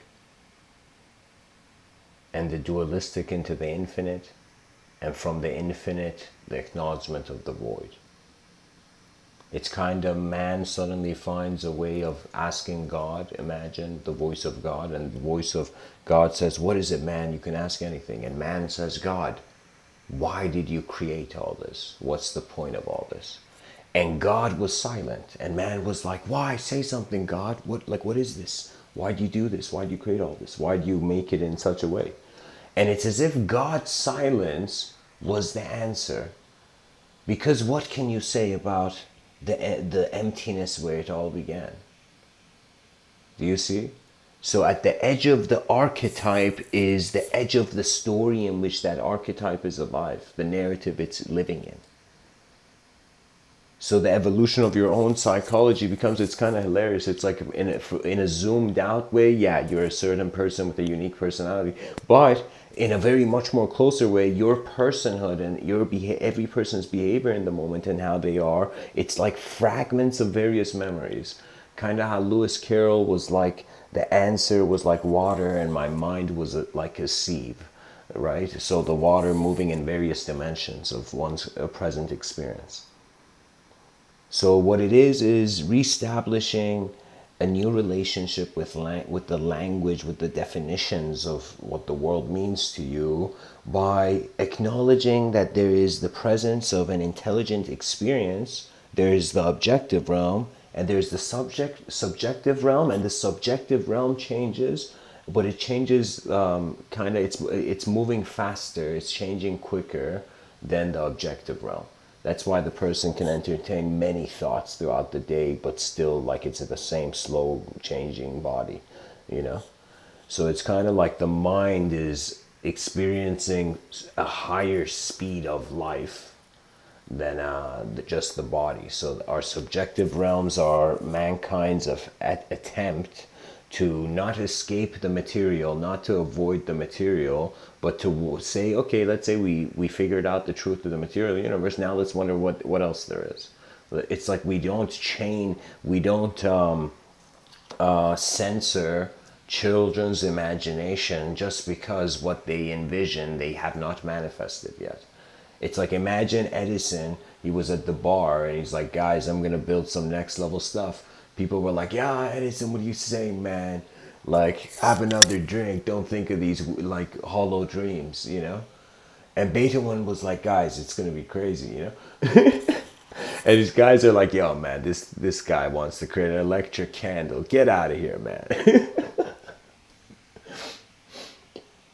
And Edison, it was as if the reality at that moment, the social structure, the social program did not give the freedom. They were like, it's a hollow dream, right? So when you're at the center of the illusion, don't talk too much about hope. Everything's a hollow dream, you know?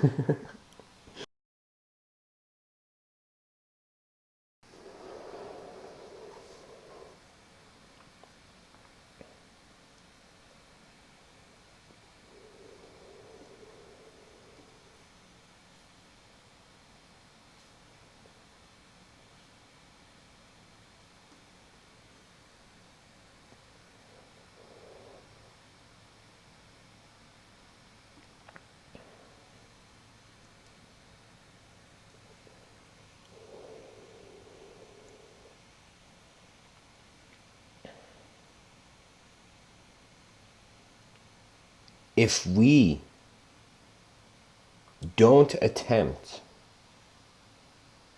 an effort to explore the unconscious as a species, what that means is, as the most evolved species on the surface of this planet, if the species doesn't attempt to wonder about its greatest potential, its most efficient vision, it's as if there was something given that was not used. Thor's hammer was in your hand, but you just held it by not looking at the world, by avoiding it.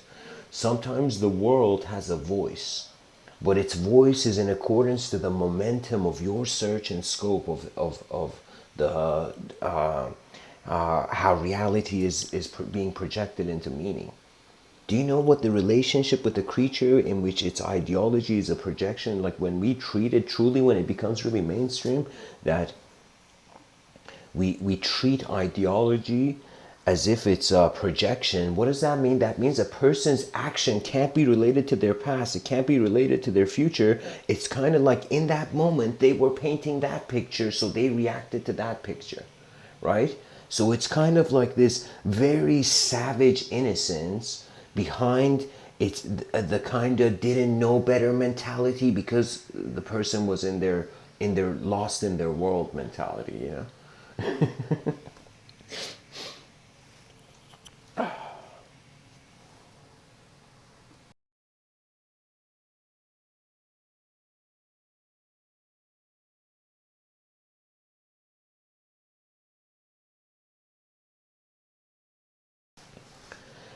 Forgive the unnecessary so your attention can go on the necessary. That's the I think that's the way to go with many things in life.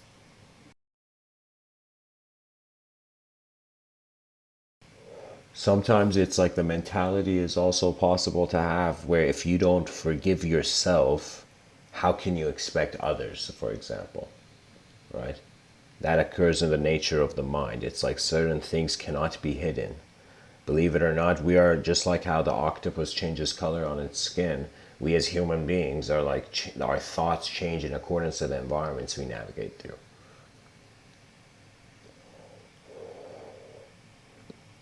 Our minds are a spark of a multidimensional opportunity to utilize language to shoot out a rocket into our inner space.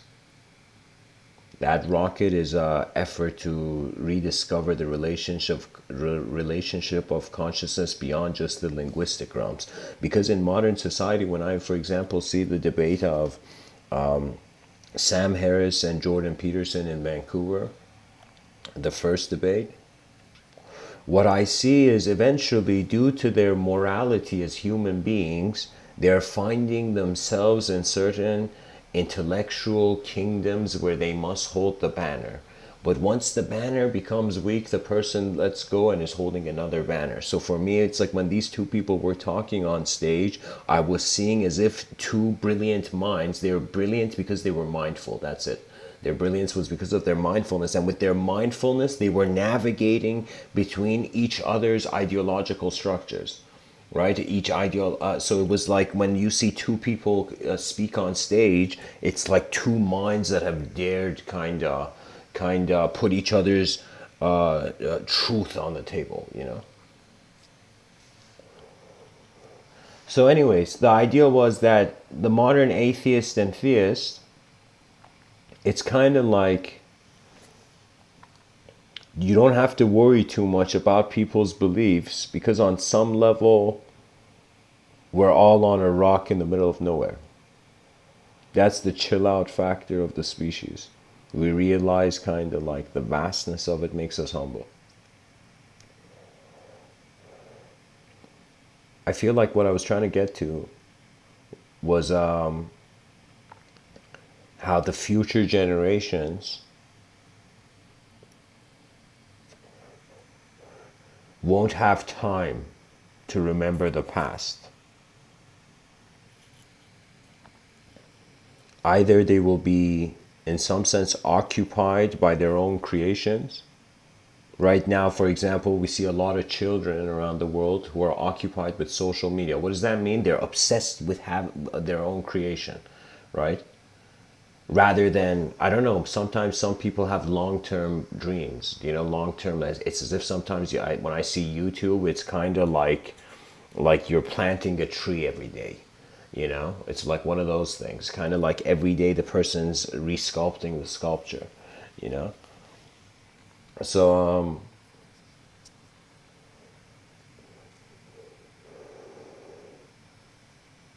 if life is a projection,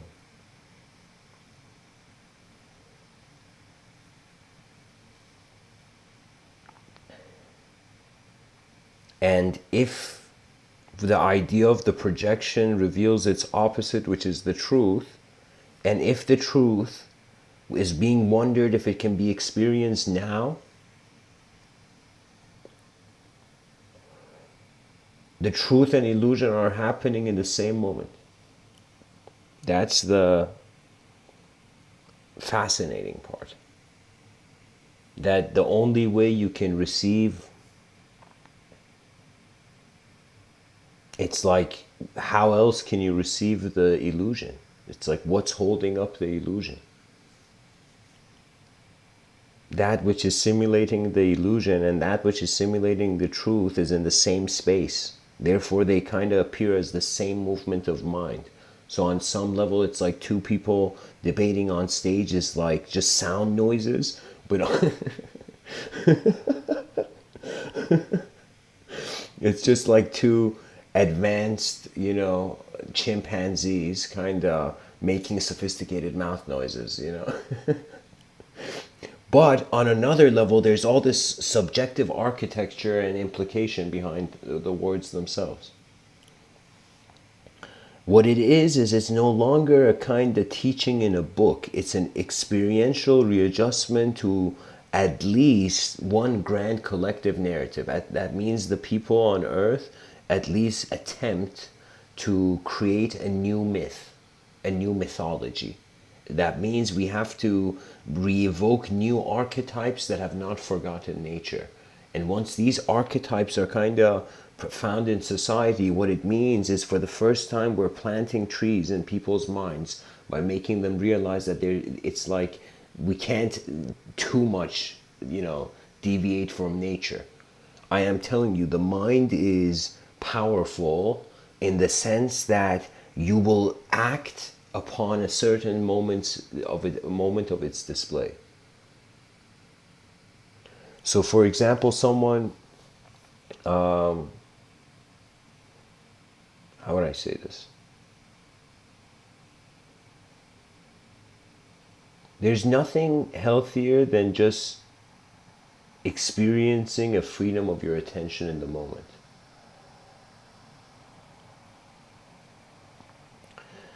So anyways, guys, I guess this talk has to end at some point.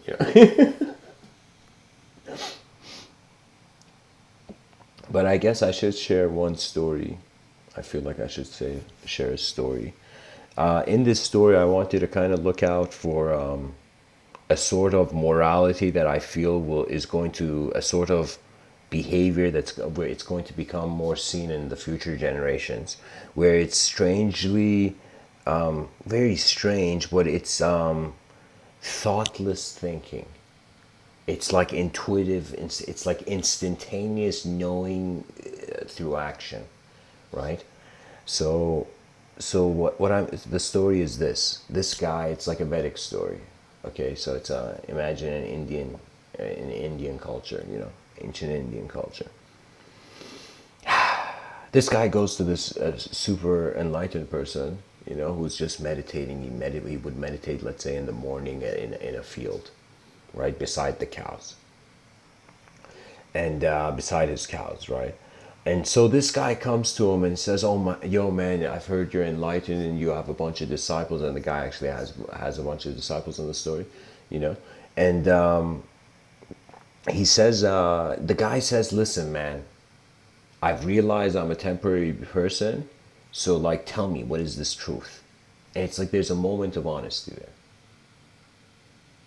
The sage looks at that and sees sincerity's voice has been heard. The sage also returns to his sincerity. What does that mean? That means the sage in the story, let's say, sits down and closes his eyes. And it's like 20 minutes goes by and this guy's like, maybe I should sit down.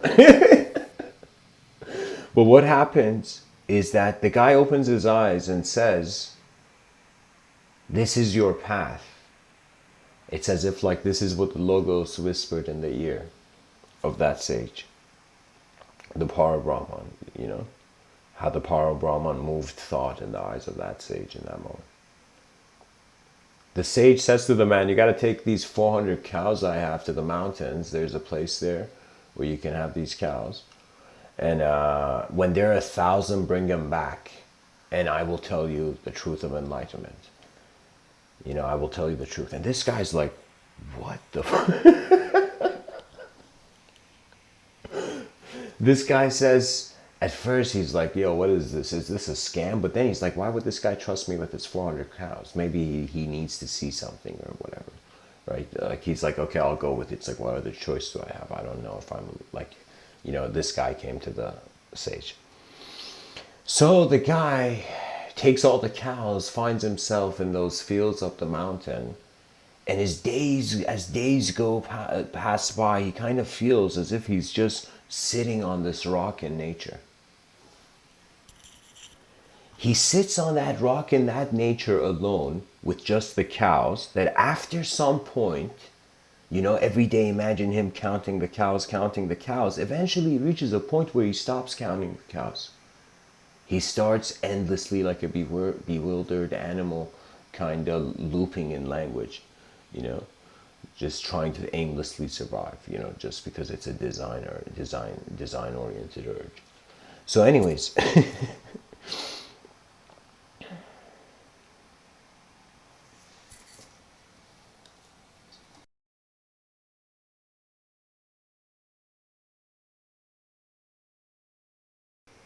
he is on that rock for so long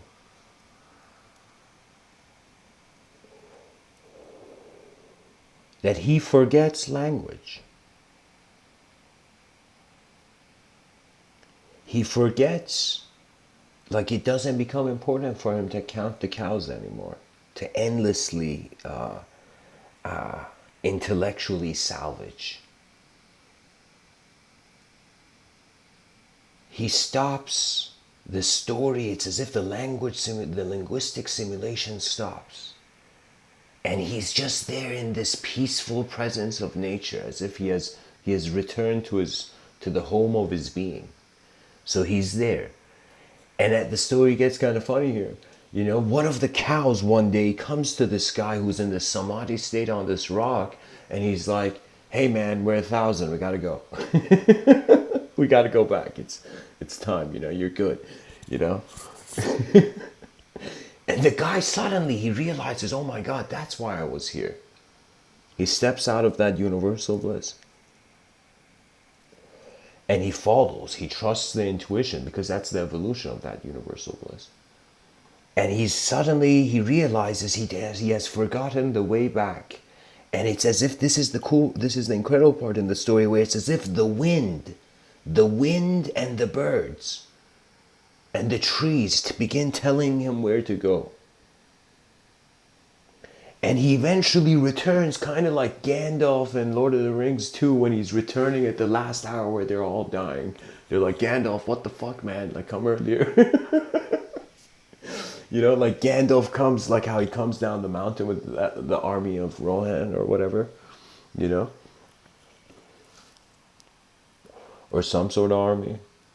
So what happens is, similarly, the guy returns and it's at the same kind of time in the morning, and he sees that the sage is meditating by the exact same spot he was before. And the guy comes and the cows are so in abidance to the man, they just follow the guy and they just automatically go into, as if it's kind of like a strange kind of karma guiding the cows into the where they need to go, right? Into the fenced area. So the man who was in nature, he comes to the sage and he's like, here are your cows, there are 1,000. Now tell me, what could this truth be? It's as if his state of mind has changed. And the guru looks at him and he says, you already know it. And that's the thing. It was like the hidden language of abiding by the presence of nature. It's like, and I feel a way we can tap into it is not just in story mode through a character in a story, but through a sort of geometrical exploration. This is where geometry comes in. Geometry is like, will birth a technology that is like the child of light and sound.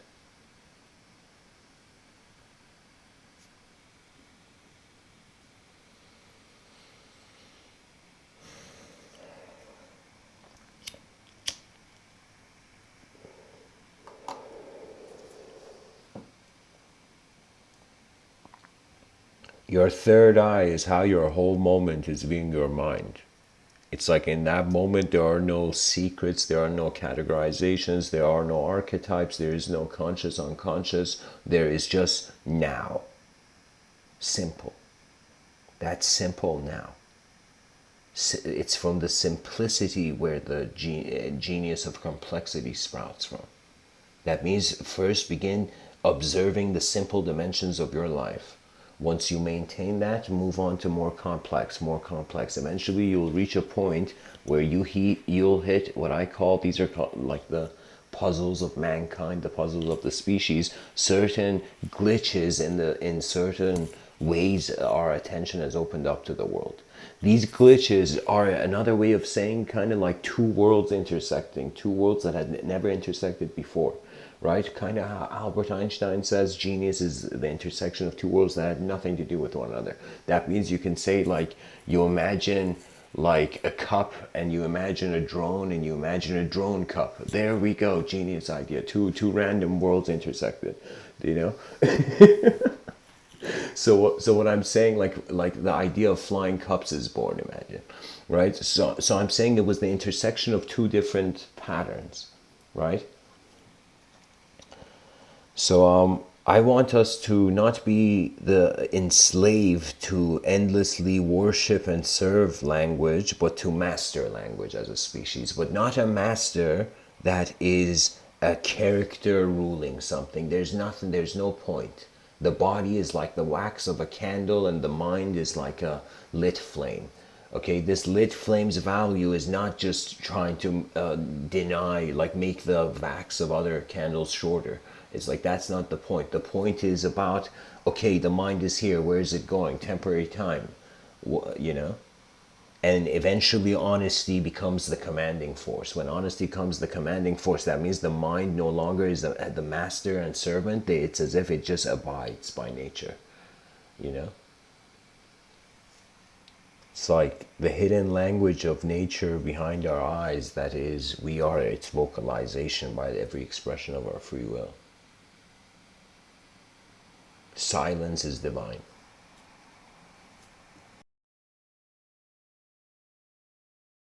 Silence is where the linguistic simulation is hovering in. Silence has no word for it. There can be no word for silence. Even though I'm using the word silence, but I'm saying the word can have zero image in the dictionary. It can only be just the absence of sound. Darkness becomes the absence of light. You can say objective existence becomes, usually if you're too strict, it becomes the absence of the subjective. So because we think the objective is real, we have totally ignored the subjective. Now there's certain states of mind and people's personal dimensions where they suddenly think the subjective is real and the objective doesn't become real. And so this is just a symptom of, not a symptom, but like an effect, a byproduct of navigating your attention. What that means is just like, imagine your biological eyes, right? So your biological eyes have a sort of, you have your peripheral vision. Now your peripheral vision is like when you look straight ahead, you see clearly.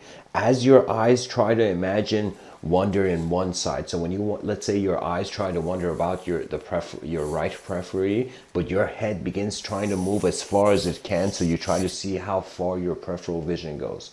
So imagine when your chin is towards your shoulder, your peripheral vision is to your back, right? So your front view is only held in memory, right? So for example, oh man, how would I? So when you're trying to see the edge of your periphery, you see it becomes blurry. So similarly, in man's subjective exploration of the unknown, it's like there's a focal point of vision. So like every person's experience of life, who they are to themselves, like that moment when they're singing in the shower, like that level of who they are. Like that is a focal point. That's like eyes looking straight. But when we ask about the mystical nature of the universe, about we bring in bring the unknown in, that's when we're speaking about the blurry parts of reality. And the blurry parts of reality, believe it or not, when you go read history, you'll realize how few people have attempted things.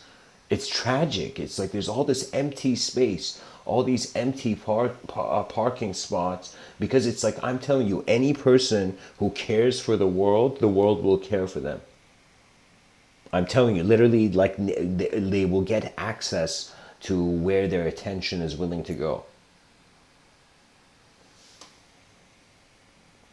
So anyways, guys, I'll end the talk here, but excuse the extra noises. And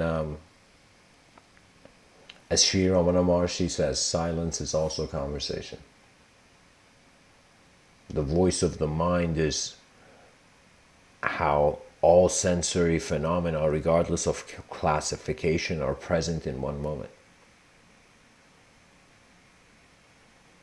Aldous Huxley says there's things unknown and there's things known and things unknown, and in between are the doors of perception. That doors of perception is an evolutionary opportunity. It took us 4 billion years to get here, you know. It's like and people are, unfortunately, like, what is it, the suicide rates of some places are rising, and I'm like, what the hell's going on in this world? So what it is like we need behavioral adjustment. And what I noticed pretty much, like I was born in 91, so like pretty much they were teaching me Gandhi and Martin Luther King and just certain leaders of that era, you know. So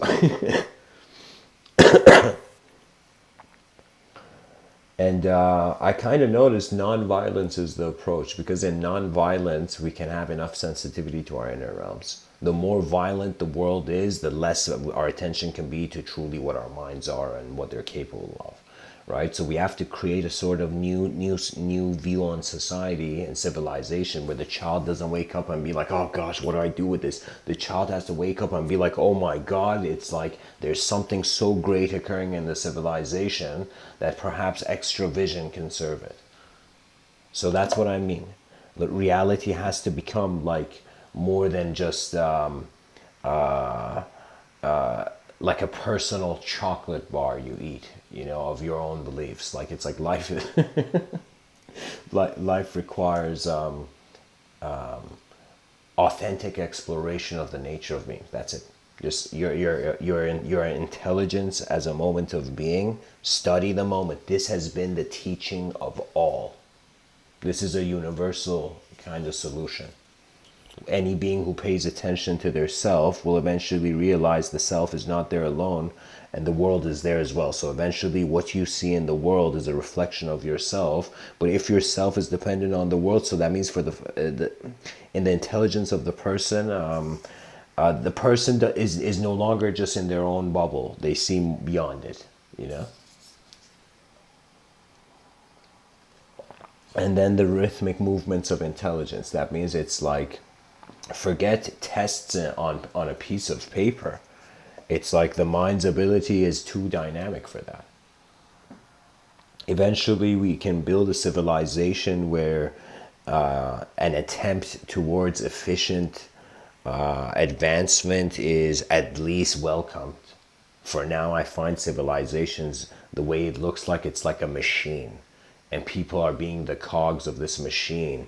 And because they're trying to live in this hard way of living, they're not, their minds never wonder about developing society. So think of it this way. Imagine you bring people like to Wonderland, but you tell all of them, instead of going on the rides, to just do push-ups. Imagine so many people have come to go on these various rides, and instead of just going on these various rides, imagine you've told them you can only do push-ups. And as all these people are doing push-ups, there's a sort of that mass inefficiency. So what it is at best we just create blueprints. I mean, I'm a designer at heart, so I think the best approach is an evolving blueprint, you know, as a sort of narrative. That means it's not one story that rules them all. It's how all stories can be seen in a grand story. That grand story must have the flexibility to update, so it means that certain parts of the system have to never change, so we have a past to refer to. Certain parts of the system have to change in order we see something more than the past, and certain parts in regards to the future are just amplifications of the moment. It's like more intense projection, right? So you can have any relationship with thought. This is something playful I find any person can do, and this is how creative the mind really is. So I want you to imagine right now with your finger, just in the air, draw an infinity symbol with your index or a finger of one of your hands. Just draw an infinity symbol in the air and just keep drawing it, right? So just keep moving your hand in this kind of horizontal infinity symbol, and just keep doing that. Move your finger in a horizontal infinity symbol. Now, as you're moving your finger in a horizontal infinity symbol, I want you to just imagine from the tip of your finger, there's this blue neon light. This blue neon light that is making the shape of this infinity symbol. Now, if you can move your finger and look at the tip of your finger and also imagine that blue neon light of the infinity symbol, that's a suggestion of kind of, what do you call it? The subjective realm being in alignment with the objective realm. So the subjective realm gave a freedom. Your finger for a second behind your eyes felt it was drawing like a neon infinity symbol in there, right? So what I'm telling you, that's the relationship with the subtlety of how the mind is imbuing matter with life, but the mind is not an object, yet it knows itself through an object. It's as if it's like the only reason we're having discussions on the soul is because there's a body. If there was no body, what could have a soul? Like so because we're in a temporary position, there's philosophers that wonder, have eternal visions, you know. So anyways, guys, thanks for tuning in, and again, I apologize for any discrepancies. But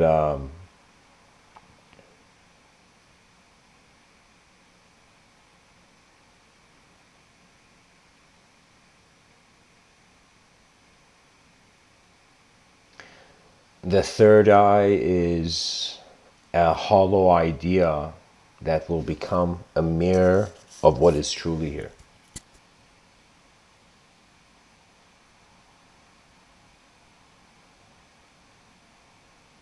Beyond the language threshold, there are horizons that require to be explored. That's why I feel every person's inner realm has a value, at least in this stage of history, this phase of history. So anyways, guys, thanks for tuning in. Much blessings and namaste.